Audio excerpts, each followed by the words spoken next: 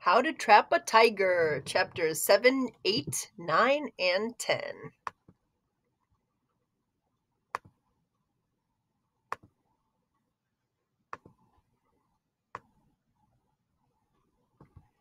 Chapter 7. I try to process what I'm seeing, but it doesn't make sense. Not a monster at all, but Halmoni.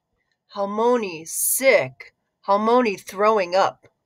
Kids get sick all the time, Sam always tells me. You kids are made of germs, as if she is such a grown up.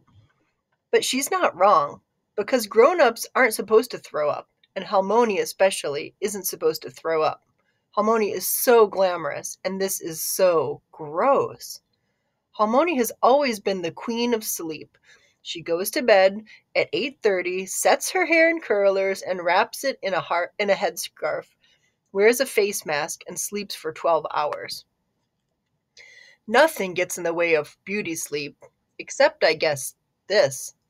A good granddaughter should help her. Nope, let me try that again. A good granddaughter would help her. A good girl would bring her crackers and water and hold her hair. But for some reason, I don't move. As much as I try, I can't force my legs to work. I can't make my hand push the door open. I am not a good granddaughter. I feel like I've seen something I shouldn't have. Harmony looks through the cracked open door and sees me. Too late. I try to switch on my invisibility, but Halmoni sees me. She always does. Lily, she croaks. The curlers in her black hair look like scales. I thought I hear you there. Her face is draped in darkness, and I can't tell what she's thinking. Is she upset with me? Angry that I'm sneaking around? Does she want me to leave? When I speak, I whisper, "Are you okay?" She flushes the toilet and stands up, stepping forward into the moonlight.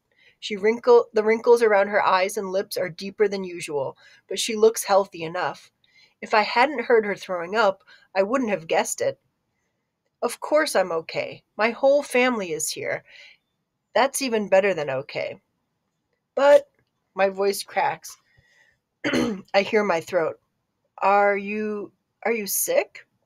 Oh yes, Lily. Only a little bit. How do you call it?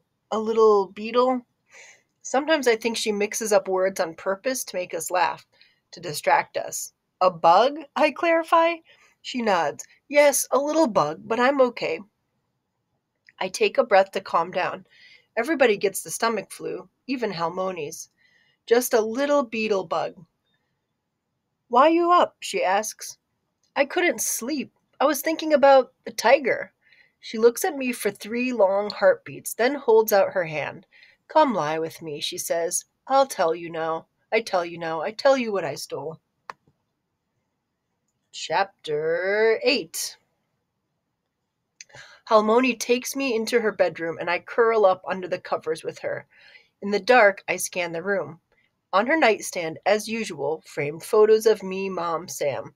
Also on her nightstand, new, a row of tiny orange pill bottles, a whole family of them.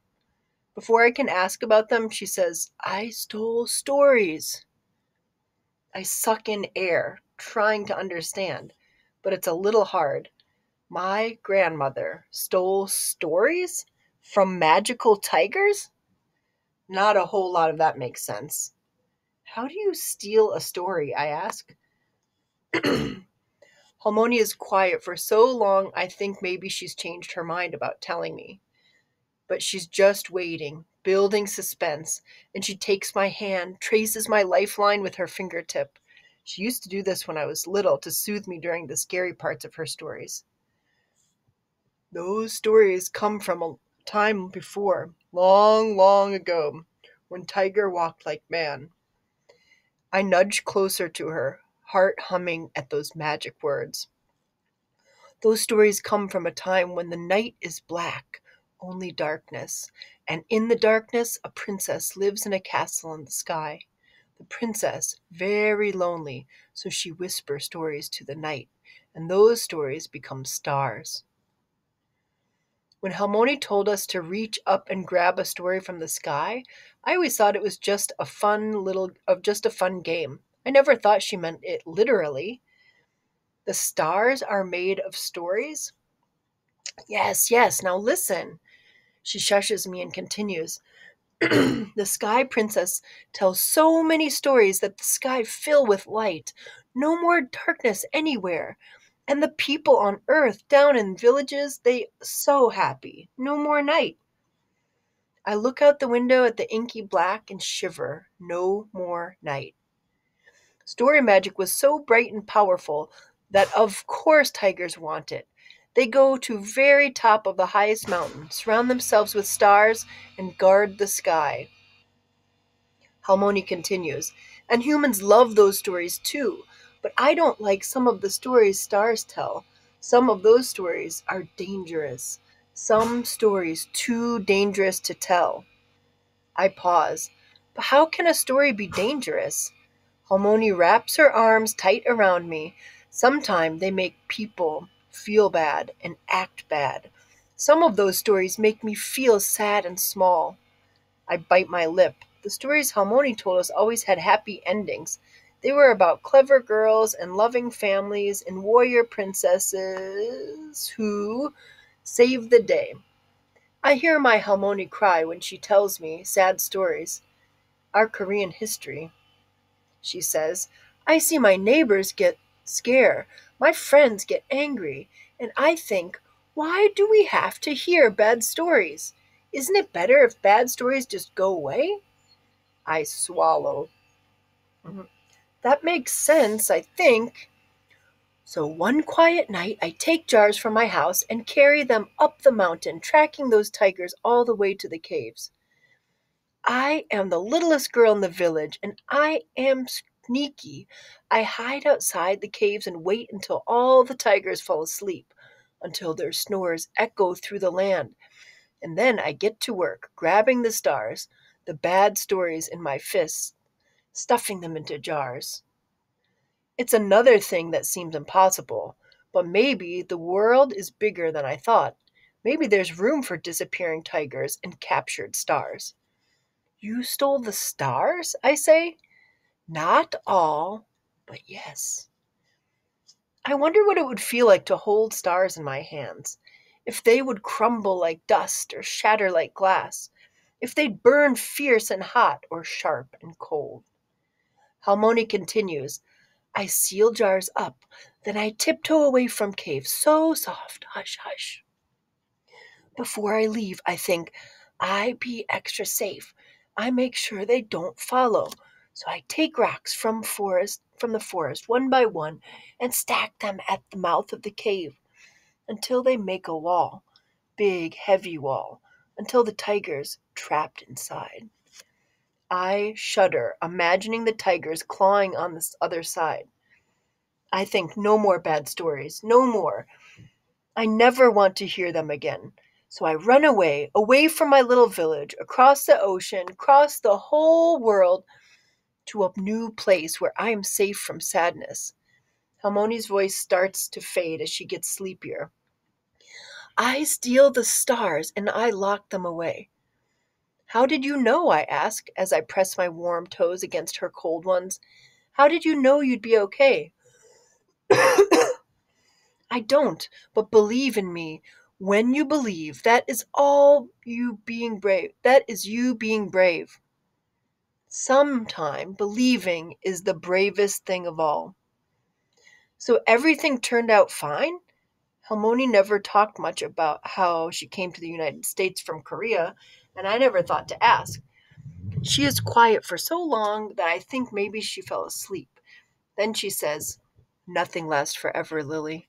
Tigers break free. Tigers very angry. Now they coming for me. From the living room, I hear a creak and I tense, but it's probably just Mom shifting in her sleep. Halmoni presses her lips to my head. Her words blur together and she falls into dreams. They hunting me now. They don't stop hunting. Chapter 9. My dreams are filled with tigers. When I wake up the next morning, I lie next to my sleeping Halmoni, thinking about her story. Questions thunder through my mind. What stories did she steal? I'm curious, and part of me wants to hear them, even if they're dangerous. But I have more important questions like, did I really see a tiger? If so, I'm pretty sure it was the one that's hunting Halmoni. We have to do something about that. We can't just wait. We need a plan to protect ourselves. There's no chance I'm falling back asleep, so I slide out of bed and pad out of her bedroom into the living room. The clouds block the sun outside and paint the house gray, and the living room is so silent that I'm surprised to find Mom sitting on the couch. She's turned slightly away from me, body curled around a half full mug of coffee. The steam dances and floats up to kiss her face, but she doesn't notice. I realize it's been a long time since I've seen Mom so still. She's always moving. Right now, I feel like I've captured a precious moment. I want to take it and hold it close to my heart. She's staring out the living room window, but there's nothing to see except the vague outlines of trees and a few houses in the distance. I step toward her, and the floorboard yelps. She flinches. Hot coffee sloshes in her mug, threatening to spill over. Lily, you scared me. You're so quiet, always sneaking up on me. Oh, I say, and it's not like I meant to sneak up on her. Sorry. She just smiles. How are you? How did you sleep? That's too complicated to answer, so I nod in response. And I guess a nod is good enough for Mom because she doesn't push it. She plunks her mug on the coffee table as she stands, and when she does, I notice she's dressed nicely in a button-down shirt and work pants. Are you hungry? She asks. No, I say. What are you wearing? I've got a job interview this morning, she explains as she clatters around the kitchen. We've only been here for one night. Most moms would want to settle in and unpack. But of course, my mom's already got an interview lined up. She worked as an accountant back in California and she worked a lot. But I have time to make you something, Mom continues. You really should eat. How about leftover rice cakes? No thanks, I say. I was actually wondering about.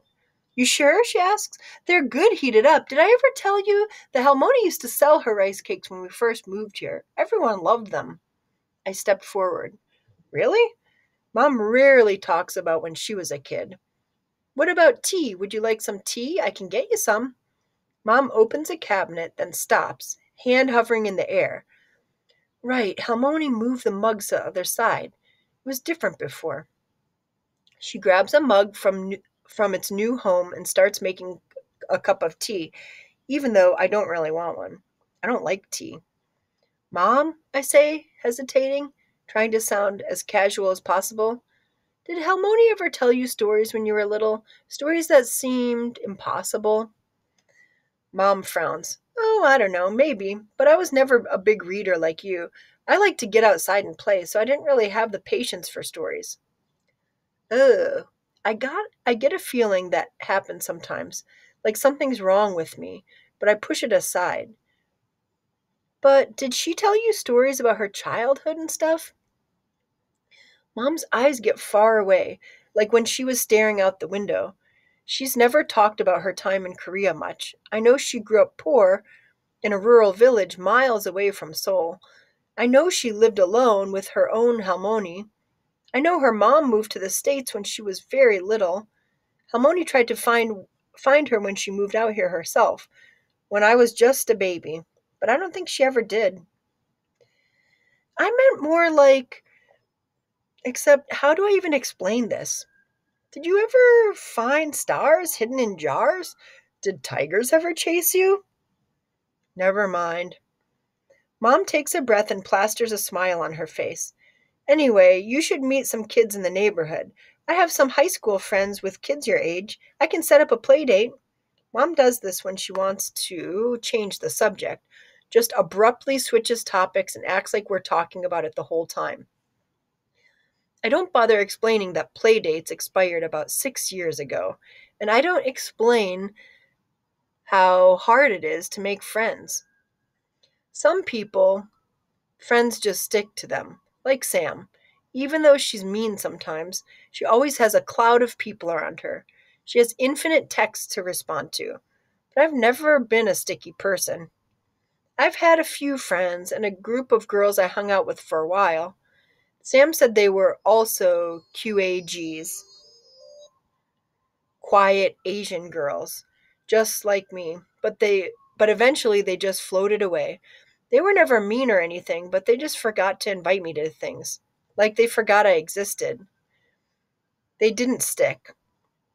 And I guess that's okay. That's just my invisibility. I'm heading to my interview now, Mom says, but you should get out of the house. Get some fresh air. Maybe go to the library. You might meet some reader kids there. And you love libraries.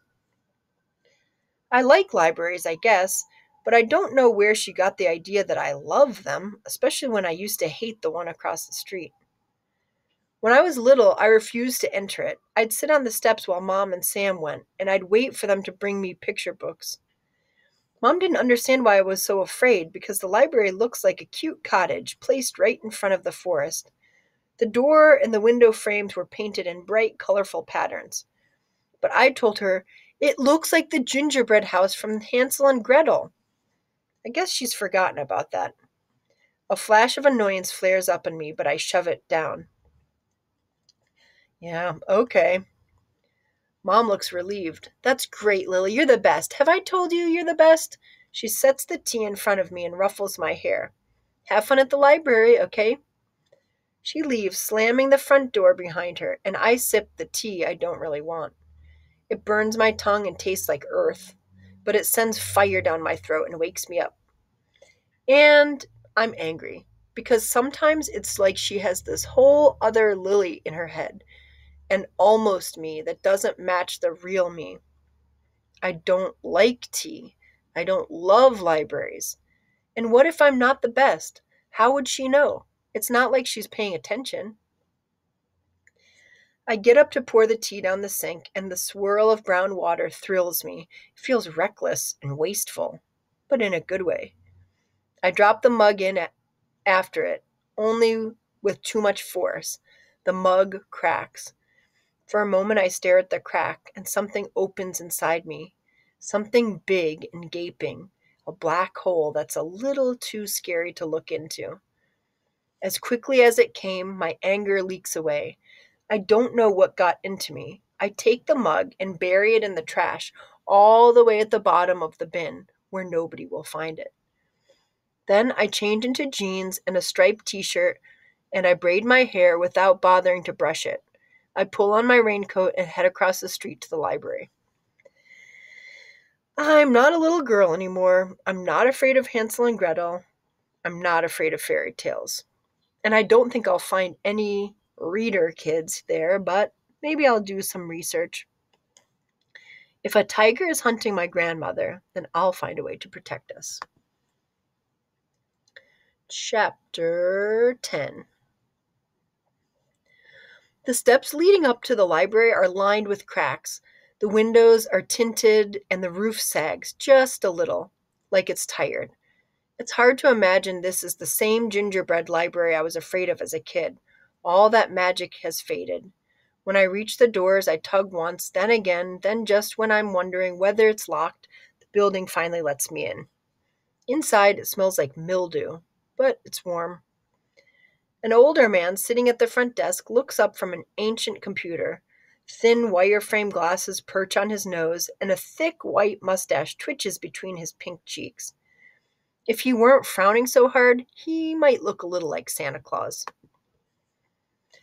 May I help you? He asks in a way that says he doesn't really want to help you. Oh, wait, let me read that again. May I help you? He asks in a way that says he doesn't really want to help me. He crosses his arms over his chest, wrinkling his cable knit sweater. So no evil witch, but a grumpy Santa is pretty close. That's okay, I tell him. I'm just looking. He stares at me, and I'm not sure what to do.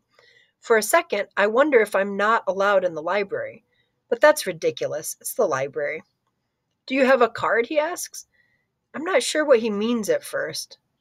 Oh, right, a library card. No. I step up to the desk, and even though he kind of scares me, I step up to the desk, even though he kind of scares me.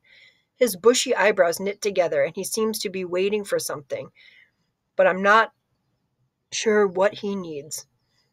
I'm Lily, I tell him. Lily Reeves. My my grandma lives across the street. I just moved in with her. His eyebrow quirks up and he nods once, in what might be approval. He's still frowning, but less so. You're H's granddaughter, he confirms. I'll put your card under her account. I thank him as he types my information on his clacky keyboard. Good woman, he says after a few moments. Shocked to this town system when she moved here, that's for sure, but I owe her. And Joan, your mother, followed her everywhere. Oh, I say, I'm not sure why he owes her, but I'm also not sure about Mom following Halmoni everywhere. I try to picture that, but I can't do it. They're just too different. He scans a red library card and hands it to me. Goodbye, then. Oh, I repeat, taking the card and slipping it into my pocket. Actually, I'm wondering if you have any books about tigers? He frowns, moving to the computer. Is this a summer school project or a personal interest? Personal. My mouth says it like a question. He grunts. Not very often that kids these days use the library. They think you can find everything on the web. Yeah, I say, because I'm not sure how else to respond. I'm guessing most kids these days don't have a magical tiger that's hunting their grandma, because I don't think Googling magical evil tiger would get very good results. Somebody groans behind me, and I turn to see a girl about Sam's age, with medium brown skin, freckles, and curly hair, pushing an empty library cart. Joe, are you really kids these daying this poor girl? Am I not wrong? The librarian, Joe, says. The girl shakes her head at Joe and sticks her hand out to me. Hello, welcome to Sunbeam's world-famous library. I'm Jensen. When I shake her hand, her grip is strong and warm. The splatter of freckles across her cheekbones seem to dance as she smiles. Halmoni always says freckles are lucky. This is Jensen, Joe adds unnecessarily. She is my employee. Jensen laughs. What an eloquent introduction. Now that you know all there is to know about me, what's your name? Lily, I tell her. She smiles. Well, Lily, nice to meet you. Have you ever been here before? I shake my head and her smile grows even wider. Cool. Honestly, most people in this town probably haven't. We're looking for ways to drum up some life in the place. Remind people we're here and such, but well, who knows? She shrugs, then leans over Joe's desk to read his computer screen. Tigers. Cool, come with me. I can give you a tour and show you the wildlife section. Joe returns to his computer and I follow Jensen through the stacks of books. Spoiler alert, the library is pretty sparse, so the tour won't last very long. She laughs. This girl is quick to smile, quicker to laugh. As we weave through the aisles, I'm reminded of Halmoni's basement. Before she moved all the boxes and cabinets upstairs, they used to form a maze of memories. I breathe in. Jensen turns to me. Are you new in town? I tell her I've moved in with Halmoni, and she grins. I know your grandma. Everyone loves her. Really? She tilts her head, looking a bit confused. Yeah, of course. She's like super nice and interesting, and she always wears the best clothes. I feel a rush of pride because, of course, everybody loves Halmoni. They should love Halmoni. But at the same time, weirdly, my chest tightens. I don't know anything about Halmoni's life in Sunbeam. Aside from my early years here, I've only known her in California. And in California, she was there just for us. She was ours. The jealousy that bubbles up startles me, just like my anger at Mom this morning. I don't like it. These are feelings I shouldn't be feeling. I refocus on Jensen, who keeps talking. I tutor for middle school language arts, so if you're ever looking for help, let me know. My voice scratches when I speak, like it always does when I talk to strangers. Yeah, okay, thank you. The tour ends with a small room in the back of the library. Inside, I see a mini refrigerator, a cupboard, 2 chairs, and the back door of the library. On the wall, by the door is a faded poster of a cat hanging from a tree, with the words "Hang in there" written in white bubble letters. I don't know who put that up, but I'm pretty sure it wasn't Joe. This is the staff room, Jensen explains, but I always tell my two T's that they can come back here. This room is chock full of sweets, and everyone could use some sugar. She pulls a chocolate cupcake out of the refrigerator and hands it to me. Flash fast, my childhood fear flares up. Hansel and Gretel were lured in by sweets, but I shake away my panic and thank her as I accept the cupcake. Jensen leans in and lowers her voice. I'll let you in on a secret. Joe made it. I raise my eyebrows and she laughs. I know, right? She says. He doesn't seem like the baking type. But don't judge him too harshly. He's not so bad once you get to know him. I always say that Joe is, like a metaphor for this whole town, kind of a bummer on the outside, but really wonderful when you dig in a little deeper. I get the sense that Jensen is what Mom calls an unrelenting optimist, but her happiness is infectious. I smile and take a bite, and the chocolate lights up my whole body. It's really good, I tell her. For some reason, the cupcake reminds me of Halmoni's rice cakes, even though they don't taste similar at all. He could sell these. She gives me an odd look and I'm instantly embarrassed. I don't know why I said that. Halmoni may have sold her rice cakes, but she did because she needed the money when she moved here. Jensen grins. That's a brilliant idea, Lily. Oh, okay, I say. I can't tell if she really means it or if she's just being nice. Anyway, she continues, feel free to sneak some whenever you visit. And I hope you do visit. It gets a little lonely around here. I like Jensen. She's nicer than I thought teenagers could be. She is basically the anti-Sam. And I don't know what exactly she sees when she looks at me, but I know she sees me, which feels nice and also a little itchy. Jensen leads me over to the wildlife section, and I flip through the tiger selection. It's pretty dismal. 102 tiger facts and 102 more tiger facts. I skim them, looking for any information to help. Something like, there's a certain breed of tiger that can magically disappear. Or, if a tiger is hunting your grandma, here's how to stop it. But what I get is, a tiger's canine tooth can cut through bone. If you look a tiger in the eye, it might be less likely to kill you. But beware, the roar of the tiger has such a low frequency that it can paralyze you. I push the books back onto the shelf. This isn't what I need, and it's not making me feel so great about being hunted by a tiger. Actually, I swallow, nervous now. Do you have any stories about tigers? Jensen twirls a curl around her finger. Well, we have the Narnia books, although I guess that's a lion. Do you have any stories in mind? In particular, maybe you can give me a better sense of your tastes. Obviously, I can't tell her about the magical tiger and the stolen stars, but I can tell her Halmoni's original tiger story. I give the shortest summary possible. Well, there's this one story about a tiger, and he eats, a grandma, and then he dresses up in the grandma's clothes and tries to eat her granddaughters. And then he chases them and, oh, that sounds like Little Red Riding Hood, Jensen interrupts.